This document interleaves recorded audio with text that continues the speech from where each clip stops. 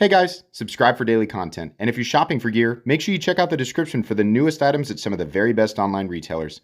There's also links for some of the items that I personally recommend. Thanks! What's going on YouTube? Metal Complex here, and today I've got another short little unboxing video to share with you guys. We have something new from WE. Actually, I was just thinking, gosh, I never got to see that model. I thought it was an older model. Apparently, it was an unreleased model. So I'm recording this before May. No, I'm not. I'm not recording it before May 27th. I'm recording this on June 1st. I don't know when you guys are going to see this, but this must have got to me slightly late. This should be available. So whenever you're watching this, I'll have it linked down in the description. You guys can check it out if you want to. It does help my channel when you use those links, but that's entirely up to you. Thanks to WE for sending this in. Thanks to my patrons for supporting me. What do we have here? So this is called the Dressytak. The Dressytak? Okay. Gray titanium handle and M390. That's pretty par for the court. Why is this sheath, is this glued on? Oh no, it's just really tight. My God, why are you guarding? You're taking your job too seriously, idiot. All right. Anyways, the Dressytak, gray titanium. We already did that. We got the second layer here. Okay. It's still one of my favorites. It's just such a wacky design, but that dagger, it's such a fun one. Okay. Let's get this out and take a look. This is, okay, it's about exactly the size that I assumed. If you guys remember when I went, I gotta say right off the bat, the subtle milling there is very nice. I said, the backspacer's nice too. Don't love the pocket clip. I don't love the pocket clip. But okay. Why is it not ambidextrous? It's symmetrical. When I came across this on, I don't know if it was DLT or Blade HQ or whatever, I said, this looks like a fancy Pricetag Malibu, which is not a new, it's not like someone's first, it's not the first time a fancy Malibu has been attempted, and not even by WE. So this isn't too far off the heavily beaten path, right?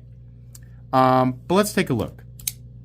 Okay, number one, WE and Civivi, as I've mentioned many times, I've tested their plunge locks on camera, done my spine tickle test countless, and they are absolutely the top. They have survived everything. Sencut, Civivi, and WE, they make probably the best plunge lock on the market. I still don't think by default it's a super strong locking system, but as far as who makes the strongest one or the most reliable, the most consistent one, it's WE and Civivi, right? I've tested them so many times. But what they're also really good at is making their plunge locks the detent. GTK. So not GTC. This is GTK. We're going to take a look at the deal there. The blade finish is all right. I think WE needs to, their blade finishes are machine satin, and they also do, like your typical PVD, like tumbled black coating, which is not super great. They need a higher polished, like tumbled finish. They need like some satin or some high polished DLC. They need to mess with some different stuff. Like this is pretty normal. This is nice though. I'm not going to sit here and say it's not nice. It doesn't feel nice. It doesn't look nice. It actually does. This has quite a bit of travel before the blade will fall, but you can get it there. And that's probably a good thing. The total amount of lock, the total amount of lock face contact. You can also use this little fuller here to reverse flick it, which is nice. It's very comfortable, and this notch here is a really nice touch. Very, very good ergonomically. It looks nice and feels nice. This is it's a very classy little knife. Now, the other thing that's nice about this, I know this to not have the typical, like here lately, especially with me, I don't know about other content creators, but I've been borderline outraged at the pricing for WE knives. They're just like, this knife costs $370 because screw you, kick rocks, idiot. That's what it costs. That's what it's felt like here lately. This knife did not have a super offensive price tag.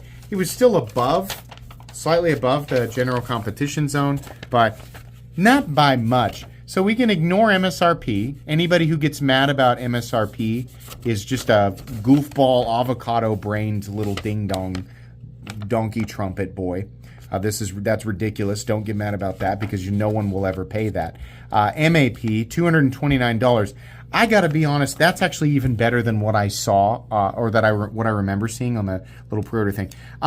This actually does feel okay. So when I look at anywhere from a medium to a full size, like basic, straightforward Chinese titanium framed knife with insert whatever flavor of super steel, I think okay, $200. You're under $200, that's pretty good. You're slightly over $200, that's kind of what I expect, right? But what I'm expecting is incredible simplicity, right? We're generally looking at Kaiser and Artisan Cutlery. And they make a good knife. They make a plain knife. Civivi and WE, they make much more interesting as far as the effort in the milling and the presentation. It tends to be a little bit better. So, but they also want a lot more money for it. A lot of times they want too much more money for it. This feels pretty spot on. I don't think I can complain too much. I mean, here's what I can complain about. Oh boy, another plunge lock, right? It's a blade shape that's marginally different from everything else. Not really. Handle shape, we have the 2-finger forward lock-in. We've got a little notch here, a little bit of jimping, right? And it's it's another version of the ProTech Malibu. We can complain about that if you want to. But honestly, I'm not too mad. I mean, I feel like this is kind of a WE W. This feels pretty good. Like $229 feels almost like bullseye. It's definitely higher effort than other medium to full size Chinese titanium frame insert flavor super steel, right? Just like I said, it's a little bit higher, but I think it should be. Not bad on the pricing there. We're just doing an unboxing and first impressions today. We're not reviewing it, right? But I know if I don't I don't want to get into a habit of doing this because there's going to be a huge group of people who are like, how come you test for this? How come you test for this brand, but you don't test for this brand? Something fishy going on, Metal Complex. It can't have anything to do with the fact that I can't listen and won't bother to comprehend what I'm saying about locking systems and the track records from various companies involving said locking systems. If a locking system has been tested thoroughly and has proven to be, good from past tests, if I've done it enough, then there's just no reason to keep doing it unless there are other indicators on the knife that would say, the quality control from this company might be slipping a little bit, right? What we test is new locking systems for companies. For example, if some company who's never done a crossbar lock before, they do a crossbar lock, we should test it. Company's never done a top liner lock or a compression lock, we test it. Kaiser's been good in the past for their crossbar locks, liner locks, frame locks. They're good enough as far as what I expect. But when they came around and started doing their top liner lock / compression lock thing, that was new for them. So we test it, right? So I'm not going to test every single lock that comes across my table. I'm going to test new stuff for companies, right? So Civivi and Sencut and WE,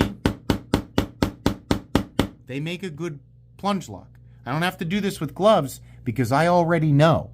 I don't need them to prove it over and over again unless something else starts slipping. So if people are going to call me out for not testing every single lock that comes in, then they're not paying attention. They're just being a goldfish, right? So don't be a goldfish. I will absolutely unload on you in the comments. Expect it. Anyways, I want to measure it. 7 3/4 inches is my guess on this guy.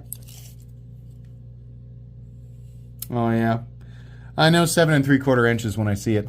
Okay. Oh, he said the thing. He made a weenie joke. Shut up. 7 3/4 inches. Blade length 3.35. Cutting edge 3 1/8. I think this is pretty nice. I was kind of expecting to come in and blah, boo, blah. I was expecting to kind of this thing into oblivion. I think it's pretty nice. That's a pretty nice knife. Yeah, I might just throw it in my pocket. I don't like that pocket clip. I don't like that, but we'll see. We'll see. Still going to review it. That's going to be it today, guys. Please make sure to follow me on Instagram at metal_complex. If you enjoyed this video, leave a like. If you'd like to check out my other content, I do, of course, have lots of videos of knives that are either expensive or inexpensive that I do or don't like, so check those out. And if you enjoy all my content, go ahead and click on that Metal Complex logo right there and subscribe because there's definitely more coming. Thanks again for watching, everybody, and have a great day.